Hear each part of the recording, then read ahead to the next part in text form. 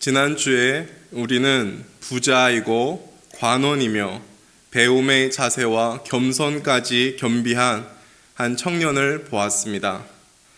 이 부자 청년은 영생을 얻기 위하여 예수님께 찾아왔습니다.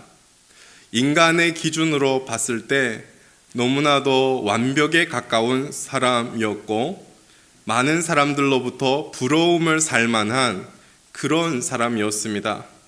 그런데 하나님의 절대적인 말씀의 기준 앞에서 이 부자 청년 역시도 부족함이 있었던 사람입니다. 예수님께서 그 부자 청년에게 자신의 부족함을 깨닫고 그리고 나서 예수님을 따르게 하시기 위하여 청년에게 이렇게 말씀하셨습니다. 내가 가진 소유를 다 팔아서 가난한 자들에게 나누어 주고 그리고 와서 나를 따르라. 자신의 부족함을 인정하고 예수님을 따르는 그 길만이 영생을 얻는 길이었기 때문입니다. 예수님은 그 길을, 영생의 길을 제시하셨습니다. 그러나 지난 본문에서 살펴본 바와 같이 청년은 재물이 많기 때문에 예수님의 그 말씀을 듣고 슬픈 기색으로 예수님을 떠났다라는 결론을 지었습니다. 즉 영생의 길을 떠난 것이지요. 부자 청년이 떠난 후에 이 부자 청년의 종종 나타냈던 모습을 통하여 예수님께서 제자들에게 교훈하고자 하는 내용을 마태가 기록합니다. 오늘 본문 우리가 읽은 23절, 24절 말씀이 그 내용인데요. 제가 다시 한번 여러분에게 23절, 24절 읽어드리겠습니다. 예수께서 제자들에게 이르시되 내가 진실로 너희에게 이르노니 부자는 천국에 들어가기가 어려우니라. 다시 너희에게 말하노니 낙타가 바늘기로 들어가는 것이 부자가 하나님의 나라에 들어가는 것보다 쉬우니라 하시니. 주님은 지금 부자가 천국에 들어가기가 어렵다라는 말씀, 이 교훈을 하고 있습니다. 부자라는 것은 말 그대로 재물을 많이 가진 사람입니다. 재물은 사람에게 주는 영향들이 있기 때문에 주님은 그 영향들 때문에 부자가 천국에 들어가기 어렵다라고 하십니다. 우선 우리가 알아야 할 것은 성경은 그리고 재물 그 자체를 저주받는 것, 죄악된 것, 해로운 것으로 말하지 않습니다. 오히려 재물은 하나님의 축복이요 하나님의 선물로 말하고 있습니다. 그런데 그렇게 좋은 것도 하나님의 축복도 선물도 죄악 가운데서 태어난 사람들에게는 위험한 시험거리가 되어서 사람의 마음을 유혹한다는 것입니다. 사람들이 재물을 많이 가지면 재물을 의지하게 되고 이 재물을 통하여서 그 속에서 행복과 안정감을 찾으려고 합니다. 그렇게 되면 재물에 집착하게 되고 재물에 매이게 됩니다. 재물에 얽매인 자는 하나님을 구하지 않습니다. 대표적으로 누가복음 12장 13절에 나오는 그 비유에서 우리는 알 수가 있습니다. 어떤 부자가 있었습니다. 많은 소출을 거뒀는데 곡간이 너무 작아서 쌓아둘 것이 없어서 막 궁리합니다. 그래서 궁리하다가 생각난 게 이 작은 것을 헐고 더 큰 곡간을 지어서 그 소출을 거기에 다 넣겠다라고 합니다. 그리고 그렇게 다 한 다음에 자기 영혼에게 이렇게 말하겠다고 합니다. 영혼아, 내가 여러 해 동안 쓸 물건을 쌓아 두었으니까 이제 편히 쉬고 먹고 마시고 즐겨라. 그리고 이 비유에서 예수님은 결론적으로 뭐라고 말씀하시냐면 자기를 위하여 재물을 쌓아 두면서 하나님께 대하여 인색한 사람이 이렇게 될 것이다 이렇게 말씀합니다. 무슨 말입니까? 재물이 이 사람을 유혹하여서 하나님 앞에 인색한 사람, 하나님을 멀리하게 되는 그런 사람으로 만들게 된다라는 말씀입니다. 주님은 또 마태복음 6장 24절에 재물과 하나님의 그 위치를 동등하게 세워서 재물과 하나님을 겸히 섬길 수 없다라고 교훈하십니다. 재물은 하나님을 사랑하고 하나님을 방향하는 것을 방해합니다. 또한 재물은 사람으로 하여금 교만해지게 하고 사치를 추구하게 하고 야심을 갖게 합니다. 나아가 재물을 많이 소유하고 재물에 대한 욕심이 생기면서 사람들을 멸시하고 무시하게 됩니다. 가장 무서운 것은 재물은 사람을 탐욕의 죄로 이끌게 됩니다. 그리고 주님을 믿는 그 일에서 멀게 합니다. 그래서 디모데전서 6장 9절 10절에 부를 추구하는 자들에게 이렇게 말씀합니다.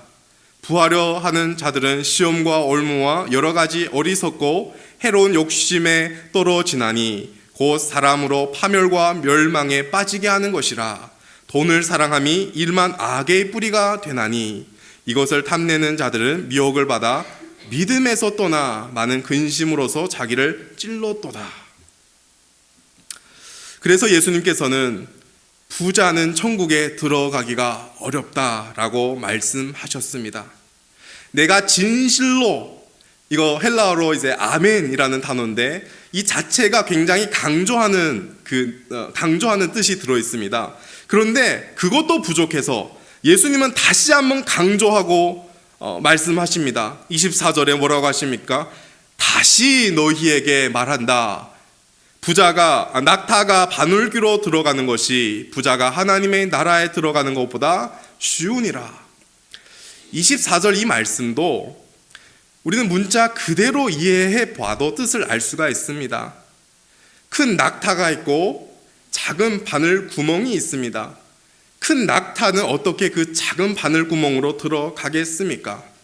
바늘 구멍에 들어갈 수 있는 것은 큰 낙타가 아니라 가느다란 실 혹은 우리 머리카락 이런 것이 들어갈 수 있습니다. 낙타는 결코 바늘 구멍에 들어가지 못합니다. 불가능하다라는 말씀입니다. 실제적으로 24절 이 말씀은 당시 유대인들이 사용했던 속담이었습니다. 그리고 이 속담을 그들은 어렵거나 불가능한 것을 가리킬 때 이 속담을 사용하였습니다. 따라서 지금 예수님께서 부자가 천국에 들어가는 것이 어려운데 그 어려움이 어느 정도냐면 불가능하다라는 말씀을 하고 있는 셈입니다. 앞에서 지금까지 설명드린 바와 같이 부자가 천국에 들어가기 어렵다고 했을 때 여기서 부자는 1차적으로 재물, 물질의 그 부자입니다. 그런데 본문을 자세히 살펴보면 여기에 부자는 단지 물질의 부자만을 의미하지는 않습니다. 왜냐하면 물질을 많이 가졌을 때 그것이 하나님께 나아가는데 방해와 유혹이 되는 것은 사실입니다.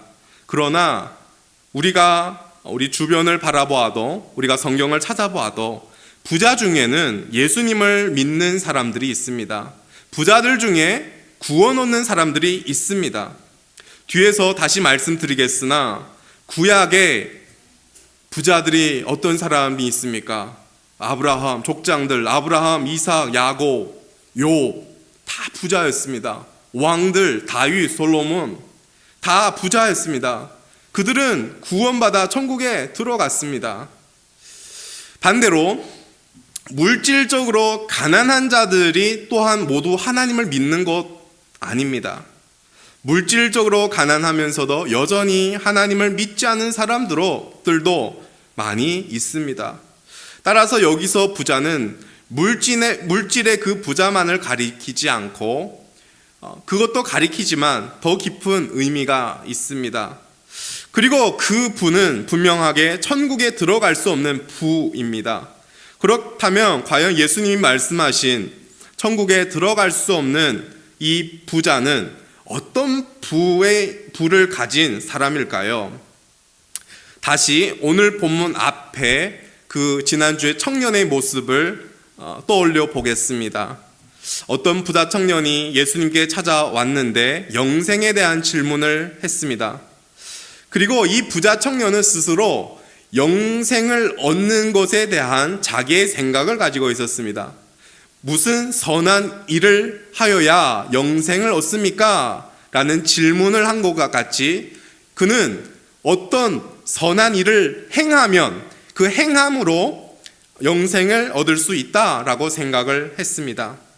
그리고 예수님과 대화를 하다가 예수님께서 하나님의 계명을 지키라고 하셨습니다. 그런데 그 말씀을 듣고 이 청년은 굉장히 자신감 있게 어려서부터 계명들을 지켜왔다. 잘 지켜왔다. 온전하게 계명을 순종했다라고 생각하시면서 예수님께 대답을 했습니다. 특히 마가복음 10장 20절에 보면은 예수님에게 이렇게 대답하지요. 선생님이요, 그 계명들은 이것은 내가 어려서부터 다 지켰습니다. 하나님의 계명들을 지키기 위하여 분명 이 청년은 많은 열심과 노력을 기울였고 그 계명들을 지키기 위하여 인내와 절제로 살아왔습니다. 내가 어려서부터 다 지켰다라는 이 말 속에는 하나님의 그 어려운 계명들을 지킨 것에 대한 자부심, 계명을 다 지켰다는 데 대한 자랑, 그리고 성취감이 그 말 속에 들어있는 것입니다. 나의 노력으로, 열심으로 어렵지만 하나님의 계명들을 다 지켰다라는 이 생각이 부자 청년 마음의 중심에 자리 잡고 있었던 것입니다. 이것을 다른 말로 자기가 스스로 이룬 의입니다. 자기가 스스로 이룬 의의 부자가 이 부자 청년입니다. 그래서 예수님께서 모든 것을 버리고 나를 따르라 라는 이 진정한 영생의 길을 알려주셨을 때 그는 받아들일 수가 없었습니다. 자기가 어려서부터 그렇게 열심과 노력으로 쌓아오고 이룬 그 의를 버릴 수가 없었던 것입니다. 자기 의는 자랑하기 쉽고 내놓기 쉽지만 버리기는 어렵습니다. 내려놓기는 어렵습니다. 대표적인 한 예가 자기 의를 자랑하는 대표적인 예가 누가복음 18장 9절 이하에 나옵니다. 바리새인과 어떤 세리가 하나님 앞에 기도를 합니다. 바리새인은 하나님 앞에 이렇게 기도하지요. 하나님 감사합니다. 나는 다른 사람들 남의 것을 빼앗고 불의하고 간음하는 사람과 같지 않습니다. 저기 저 세리와 같지 않습니다. 나는 일주일에 2번 금식하고 얻은 모든 것의 11조를 냅니다. 오늘 말로 바꾸어서 이 기도를 해석하면 이런 것과 같지요. 하나님 감사합니다. 예배에 자주 빠지는 사람들이 이렇게 많은데 저는 예배에 한 번도 빠진 적이 없습니다. 저는 헌금을 매주 낼 뿐만 아니라 감사 헌금도 내고 선교 헌금도 내고 구제 헌금도 내고 파송 헌금도 이렇게 많은 헌금을 냅니다. 구역 모임도 잘 참석하고요. 오후 예배도 꼬박 참석합니다. 성경은요 당연하게 매일 읽고요. 기도도 합니다.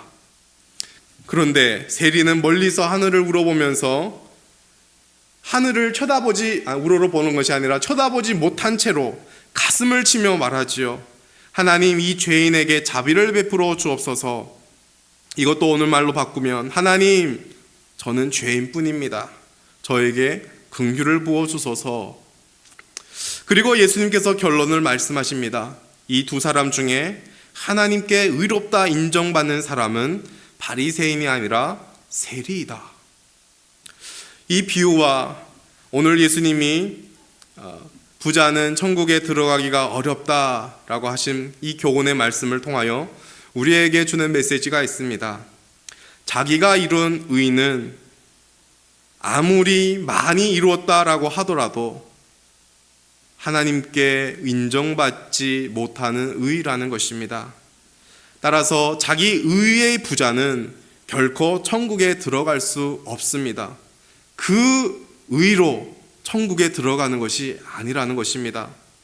오직 자신의 의에 대하여 가난한 자, 그래서 예수님의 의에 대하여 부여한 자만이 천국에 들어갈 수 있습니다.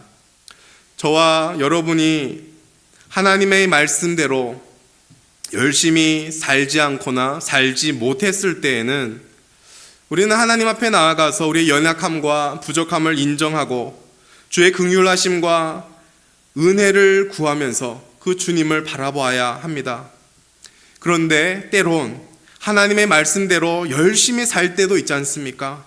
이 한 주 동안은 몸부림쳤고 애썼고 하나님 앞에 정말 열심히 온갖 이런 예배도 드리고 성경도 읽고 기도하면서 그럴 때도 있지 않습니까? 그런데 그럴 때에도 우리는 말씀 앞에 우리를 세워야 합니다. 그러면서 말씀 앞에서 여전히 그렇게 열심히 살았던 나의 모습 속에서 나의 부족함과 연약함을 볼 수 있어야 합니다. 왜냐하면 내가 열심히 하나님의 말씀대로 예배를 안 빠지고 온갖 헌금도 하고 이런 종교 예식을 내가 다 행했어도 하나님이 계명을 주신 그 핵심 되는 부분, 하나님을 마음과 뜻과 정성을 다해 사랑하라는 것과 이웃을 내 몸과 같이 사랑하는 말씀 앞에 딱 서면 우리는 하나님을 사랑하지 못했구나, 이웃을 사랑한 것이 아니구나 라는 것을 알기 때문입니다.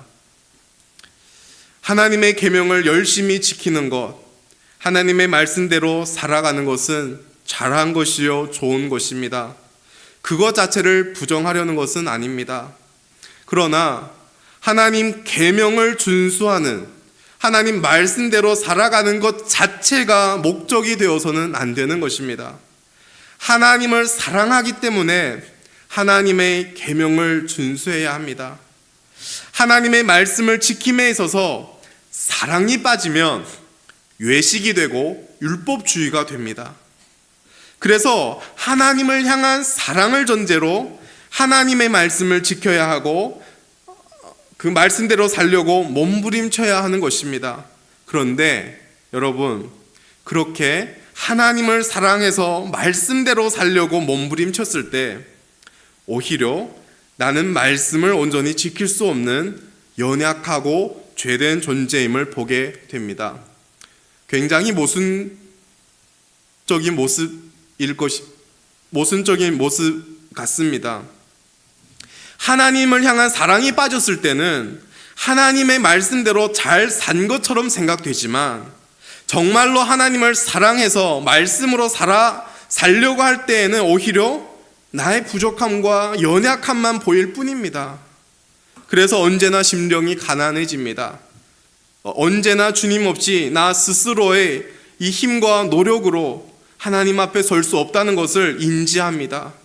그래서 하나님을 온전히 사랑하시고 하나님의 말씀에 순종해서 그 온전한 의를 이루신 예수 그리스도를 더욱더 바라보고 그 예수님만 의지하게 되는 것입니다. 여러분, 사도 바울을 잘 알지요? 사도 바울이 여러 서신을 썼습니다. 사도 바울이 자신의 서신을 쓰면서 자신에 대하여 소개합니다. 늘 소개합니다.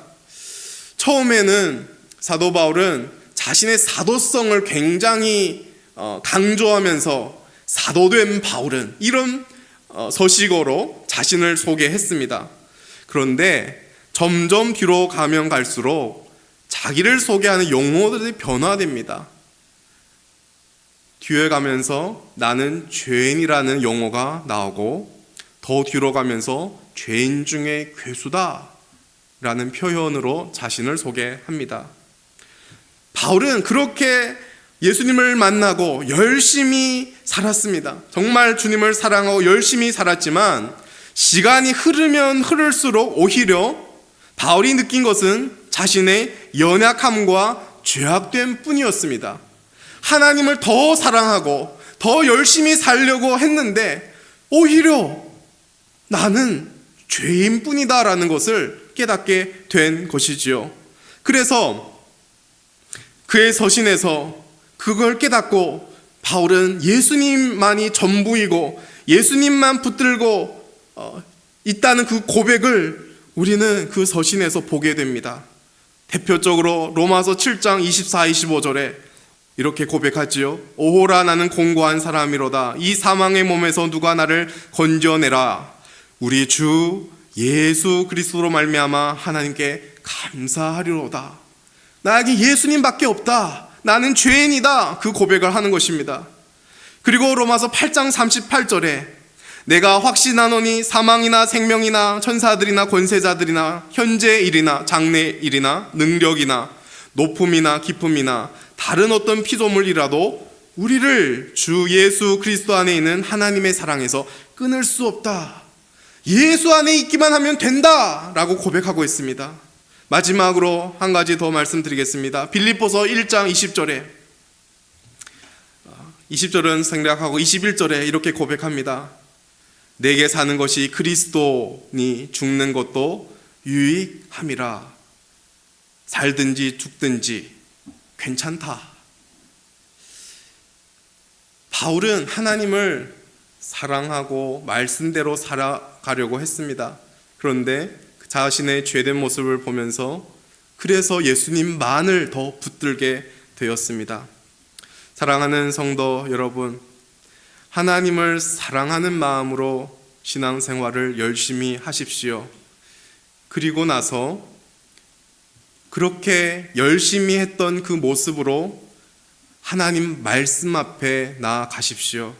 그러면 저와 여러분의 안에 있는 하나님을 향한 사랑이 얼마나 보잘것없고 부족하며 때론 거짓이 가득한지를 보게 될 것입니다. 그리고 나서 온전한 의를 값없이 주시는 예수 그리스도를 바라보시고 의지하십시오. 세리처럼 하나님께 고백하십시오. 주여, 나는 죄인입니다. 나를 불쌍히 여기소서. 여러분, 그것이 가난한 심령입니다. 자신의 의에 대하여 가난한 것입니다. 그러나 복된 것입니다. 여러분 모두가 자신의 의에 대하여서는 가난한 자가 되고 예수님의 의에 대하여서는 부한 자가 되시길 예수님 이름으로 축복합니다. 예수님의 이 말씀을 이제 부자는 천국에 들어가는 것이 거의 불가능하다라는 말씀을 듣고 제자들이 질문을 합니다. 25절 보십시오. 제자들이 듣고 몹시 놀라 이르되 그렇다면 누가 구원을 얻을 수 있으리까? 제자들은 일단 예수님의 말씀을 듣고 놀랬다라고 합니다. 여기에 미완료 시제에 있는데 그 뜻은 이제 그 놀란 상태로 한동안 있었다는 것입니다. 굉장히 놀랬다는 것입니다. 제자들은 왜 놀랬을까요? 예수님이 부자가 천국에 들어가는 것이 불가능하다라고 하신 말씀 때문이겠지요. 제자들이 봤을 때 예수님께 찾아온 저 청년은 세상의 지위, 권력, 부, 청춘 가졌을 뿐만 아니라 모든 하나님의 계명을 지켰다고 하는 그 경건까지도 갖추었습니다. 이렇게 모든 것을 가진 청년도 비록 재물의 그 유혹은 있지만 그래도 거의 모든 것에 완벽한 이 청년도 영생을 얻지 못한다면 과연 누가 구원을 얻을 수 있겠나라고 생각했던 것입니다. 즉 영생을 얻으려면 이 청년보다 더 높은 수준이 필요할 것인데 과연 누가 그 수준에 도달할 수 있겠나라는 질문한 것입니다. 여러분이 잘 아시다시피 예수님의 제자들은 대부분 부자가 아니었습니다. 물론 부자들도 있습니다. 그런데 상대적으로 가난한 자들이 더 많았습니다. 그래서 제자들은 가난한 자로서 잘 알고 있었습니다. 가난한 자들이기 때문에 재물이 없기 때문에 재물에 대한 욕심이 사라지는 것이 아니다라는 것을 경험적으로 알았습니다. 가난한 자들이 재물의 유혹을 받지 않는 것이 아닙니다. 가난한 자들은 오히려 가난하기 때문에 더 큰 그리고 더 많은 그 재물의 시험거리에 노출될 수가 있습니다. 가난한 자는 가난한 채로 재물에 집착하고 그 재물을 모으는 곳에서 행복을 찾고 재물이 모아졌을 때 거기서 평안을 찾고자 하는 유혹을 동일하게 받고 있습니다. 제가 어릴 때 저의 가정이 정말 어려웠습니다. 30년 전 중국 농촌을 생각해 본다면 아마 지금의 북한의 농촌과 같지 않을까 생각이 됩니다.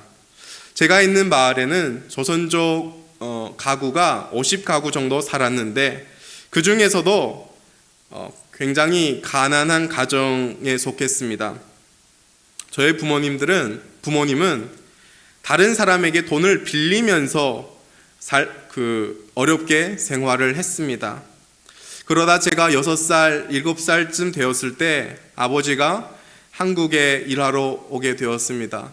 정말 그때 한국과 중국의 이 경제 차이가 어마어마했습니다. 한국에서 돈을 벌고 중국 가면은 참 큰 돈이었습니다. 그렇게 아버지가 한국에서 일하면서 이제 삶의 형편이 조금씩 좋아지기 시작했습니다. 그런데 그렇게 어렵게 사셨던 저희 어머니는 늘 돈을 아껴 쓰셨습니다. 지금도 늘 아껴 쓰십니다. 그리고 늘 모으려고 합니다. 가나움 속에서 너무 힘드셨기 때문에 돈을 어느 정도 갖고 있어야 마음이 평안하다라고 말을 하십니다. 저는 이것이 돈에 대한 집착인지는 잘 모르겠습니다. 집착까지는 아니겠지요. 그러나 분명 돈에 대한 유혹은 가난한 자들에게, 재물이 적은 자들에게도 있다라는 것입니다. 돈에 대한 집착, 나아가서 돈에 대한 욕심은 부자들에게만 있는 것이 아닙니다. 앞서 말씀을 드렸지만 재물은 하나님의 선물이고 축복이고 좋은 것입니다. 단지 인간의 그 죄악 때문에 부자든 가난한 자든 재물의 유혹을 받기 마련입니다. 제자들은 대부분 가난한 자들이어서 자신들도 부자 못지않게 재물에 대한 유혹을 받고 있었음을 알고 있었던 것입니다. 이 해석은 청교도 이제 어떤 분의 해석인데요. 그렇게 제자들은 그걸 경험적으로 알고 있었답니다. 제자들의 질문을 그래서 다시 보면 그렇다면 누가 구원을 얻을 수 있습니까? 이 질문 속에는 어떤 뜻이 들어있습니까?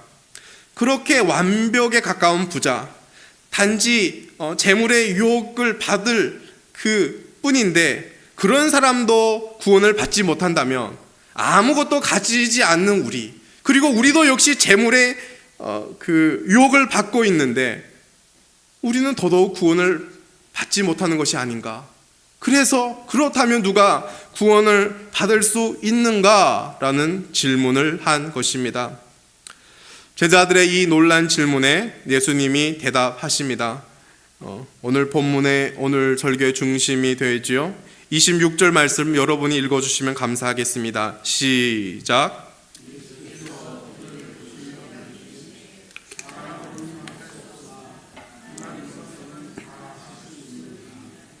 네, 아멘. 예수님은 지금 구원을 얻을 수 있는 근거는 사람의 어떠함에 있는 것이 아니라고 말씀하십니다. 자기 힘으로, 자기의 어떠함으로 구원을 얻을 수 있는 사람은 아무도 없습니다. 부하기 때문에 구원을 얻을 수 없고 가난하기 때문에 구원을 얻을 수 있는 것이 아닙니다. 부자든 가난한 자든 저들이 구원을 얻고 못 얻고는 저들의 힘과 저들의 능력과 저들의 어떠함에 달려있지 않습니다. 모든 인간은 재물의 유혹 속에 있습니다. 재물을 많이 가진 자든 재물을 적게 가진 자든 재물의 유혹으로부터 자유롭지 못합니다. 재물을 많이 모아보아도 여전히 더 많은 재물을 원하여 자유롭지 못합니다. 재물에 대한 욕심을 비우려고 해도 다 비우지 못해 자유롭지 못합니다. 인간은 아무리 모아도 채워지지 않는 욕심을 보게 될 것이고 아무리 비워도 비워지지 않는 욕심을 보게 될 것입니다. 재물에 대한 욕심은 결코 인간 스스로의 힘으로 이길 수 있는 것이 아니다라는 것입니다. 이는 우리에게 가난한 사람도 부한 사람도 모두 죄인이다 사실을 보여줍니다. 부자든 가난한 자든 모두 재물의 유혹 속에서 살아가는 죄인뿐입니다. 부자든 가난한 자든 모두 죄인으로서 결코 자기의 어떤 힘으로 그 구원을 얻을 수가 없습니다. 따라서 오늘 본문에 누가 구원을 얻을 수 있겠습니까? 라는 제자들의 질문에 예수님께서 사람으로는 할 수 없다 이렇게 말합니다. 다른 말로 표현하면 구원의 영역은 인간에게 있지 않다라는 것입니다. 구원은 인간 영역 밖에서 이루어지는 것입니다. 그래서 주님은 사람으로는 할 수 없으나 하나님으로서는 다 하실 수 있다라고 말씀하신 것입니다. 사람이 구원을 얻게 되는 것은 전적으로 하나님의 영역에 속한 일입니다. 인간이 구원 얻는 것은 오직 하나님의 은혜의 능력으로 이루어집니다. 하나님의 은혜가 임하여질 때야 비로소 죄인은 구원을 얻습니다. 하나님은 부자의 마음을 바꾸셔서 그 부자로 하여금 재물에 대한 집착을 끊게 하시고 재물을 멸시하게 하시며 살아계신 하나님을 보게 만듭니다. 부자의 마음을 변화시키는 데는 하나님의 은혜의 능력이 필요한 것입니다. 동일하게 하나님은 가난한 자의 마음을 바꾸셔서 심령이 가난하게 하시고 그래서 주님을 바라보게 하십니다. 가난한 자들의 심령이 가난해지고 주님을 바라보는데도 가난한 자 자체에게서 나온 능력이 아니라 하나님의 은혜의 능력이 임할 때야 가능한 것입니다. 하나님이 먼저 인간의 심령에 임해서 은혜의 능력으로 역사할 때 비로소 인간은 주님을 찾게 되고 그때야 비로소 구원의 여정이 시작됩니다. 여러분, 성경 중에 니고데모와 예수님의 대화를 기억할 것입니다. 니고데모는 바리새인이고 유대인의 지도자였습니다. 어느 날 밤에 몰래 혼자 예수님께 찾아왔습니다. 예수님께 말합니다. 선생님의 행한 기적을 보니까 하나님께서 오신 사람 같습니다. 그때 예수님께서 뭐라고 말씀하셨습니까? 사람이 거듭나지 아니하면 하나님 나라를 볼 수 없느니라. 그리고 뒤에 덧붙여서 설명합니다. 사람이 물과 성령으로 나지 아니하면 하나님 나라에 들어갈 수 없느니라. 이처럼 오직 하나님의 은혜의 능력이신 성령님이 일하셔야 하나님의 나라에 들어갈 수가 있고 다른 말로 구원을 얻는 것입니다. 그 외에 인간의 의지, 인간의 도덕성, 욕심을 비우는 절제, 인간에게서 나오는 그 어떤 것도 인간 구원을 얻을 수 없습니다. 우리는 부자들 중에 구원 얻은 사람들을 성경을 통하여 알고 있고 우리 주변의 신자들을 통하여 보고 있습니다. 성경의 구약의 대표적인 인물로 아까 말씀드렸지만 아브라함, 이삭, 야곱, 욥 이 족장들이 다 부자였습니다. 다윗, 솔로몬 당연하게 부자였지요. 그들은 구원 얻었습니다. 그들이 구원 얻은 것은 저들의 어떤 순종을 잘했기 때문이 결코 아닙니다. 그들이 욕심이 없어서가 아닙니다. 성경을 우리가 한 인물 한 인물 잘 보시면 우리는 하나님의 은혜 때문에 그 부자가, 그 왕이 구원을 얻었다는 것을 보게 될 것입니다. 아브라함이 대표적인 예가 아니겠습니까? 우상을 만드는 동네에 살았습니다. 당연하게 우리 상식적인 추측으로 거기서도 우상을 영향을 받고 우상을 숭배하지 않았겠습니까? 그것이 상식이라고 생각합니다. 아무튼 성경에 기록이 없으니까 추측할 뿐이죠. 그런데 하나님이 그런 동네에서 살았던 아브라함을 먼저 찾아왔습니다. 그리고 아브라함에게 먼저 약속을 했지요. 그런데 우리가 아는 바와 같이 아브라함은 참 허물과 실수가 많은 사람이었습니다. 아내를 2번이나 누이로 부인하고 거짓말했습니다. 그러나 하나님께서 아브라함의 인생에서 역사하셔서 믿음의 사람으로 바꾸어 가셨습니다. 아브라함이 구원받은 것은 아브라함의 어떤 것 때문이 아니라 먼저 찾아오시고 먼저 약속하신 하나님의 은혜 때문이었습니다. 이삭도 야곱도 마찬가지입니다. 최근에 강도사님을 통하여 욥기를 우리가 들었습니다. 욥기 1장만 딱 펼치면 무슨 생각이 드냐면 욥의 의로움 때문에 구원받은 것처럼 하나님께 받아진 것처럼 생각하기 쉽습니다. 1장 제일 앞부분에 그렇게 욥을 소개합니다. 그런데 욥기 전체를 보고 나면 1장에서 보았던 욥은 눈에서 사라지고 그 욥보다 훨씬 크신 하나님을 보게 됩니다. 욥기 결론에서 욥 자신도 하나님을 그동안 귀로 들었지만 이제는 눈으로 보았다라고 말합니다. 그리고 욥기 마지막에 하나님께서 그 욥을 축복해 주셨는데 그가 전에 가졌던 모든 것보다 배나 더 돌려주셨다라는 결론이 납니다. 즉 한마디로 욥의 모든 것은 하나님께로부터 왔다는 것입니다. 욥이 가진 재물, 그 부도, 자녀들도, 욥의 생명도 하나님이 주셨다는 것입니다. 따라서 욥의 구원도 하나님으로부터 주어졌다는 결론에 우리는 자연스럽게 이르게 됩니다. 제가 자주 설교 가운데 인용하는 성경 구절이 있습니다. 제가 자주 붙드는 말씀입니다. 에베소서 2장 8절 9절. 너희는 그 은혜에 의하여 믿음으로 말미암아 구원을 받았으니 이것은 너희에게 난 것이 아니요 하나님의 선물이라. 행위에서 난 것이 아니니 이는 누구든지 자랑하지 못하게 함이니라. 구원은 결코 인간에 의해서 얻을 수 없습니다. 오직 하나님이 주셔야 얻을 수 있습니다. 하나님께서 인간 스스로 얻을 수 없는 그 구원을 인간에게 주시기 위하여 하신 일이 있습니다. 바로 독생자 예수 그리스도를 이 땅에 보내주셨습니다. 그리고 예수로 하여금 하나님의 계명을 온전히 지키게 하시고 죄인들을 대신하여 십자가에 못 박혀 죽으셨습니다.